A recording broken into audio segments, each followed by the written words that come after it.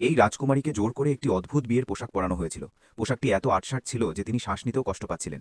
আজ ছিল তার বিয়ের দিন, কিন্তু তখনই একজন প্রহরী গোপনে তার কোমরের বেল্টে একটি ছোড়া ঢুকিয়ে দেয়। রাজকুমারী পুরোপুরি বিভ্রান্ত ছিলেন, কিন্তু শীঘ্রই তিনি বুঝতে পারলেন কেন। বিয়ের অনুষ্ঠান শেষ হওয়ার পর রাজকুমার তাকে কোলে তুলে নিলেন।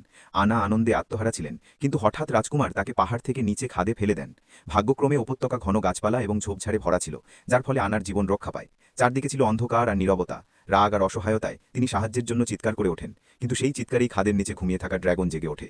গর্জন করে ওঠা আগুন তার দিকে এগিয়ে আসতে থাকে। আনা প্রাণ বাঁচাতে দৌড়ে যান এবং কোনো মতে একটি গুহার মধ্যে ঢুকে পড়েন, কিন্তু তার পা পাথরের স্তূপে আটকে যায়। আগুনের শিখা কাছে আসতে দেখে তিনি সর্বশক্তি দিয়ে চেষ্টা করেন এবং নিজেকে মুক্ত করেন। তিনি সামান্য ঝলসে গিয়েছিলেন, কিন্তু বেঁচেছিলেন। তিনি ছোড়া দিয়ে নিজের পোশাক ছিঁড়ে পট্টি তৈরি করেন এবং ক্ষতস্থানে বাঁধেন। তারপর মশাল হাতে নিয়ে তিনি উপত্যকার অন্ধকারের দিকে এগিয়ে যান। ভাগ্য যেন তার সঙ্গী দিচ্ছিল। তিনি গলন্ত বরফের ফোঁটা খুঁজে পান। তিনি মাথা তুলে জল পান করেন এবং ক্লান্ত হয়ে চোখ বন্ধ করেন। তিনি একেবারেই আনাবার ছিলেন যে বিপদ তার খুব কাছাকাছি আসছে। যখন তিনি চোখ খোলেন, তখন বরফ আগুনে পরিণত হয়েছে। আনা ঘাবড়ে গিয়ে আবার গুহার ভেতরে ছুটে যান এবং কোনো মতে ড্র্যাগনের আগুন থেকে রক্ষা পান।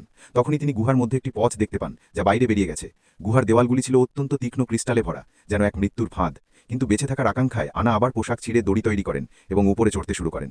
তিনি প্রায় উপরে পৌঁছেই গিয়েছিলেন, কিন্তু নিচ থেকে ড্র্যাগনের গর্জন শোনা যায়। ভয়ে তার পা পিছলে যায় এবং তিনি নিচে পড়তে শুরু করেন।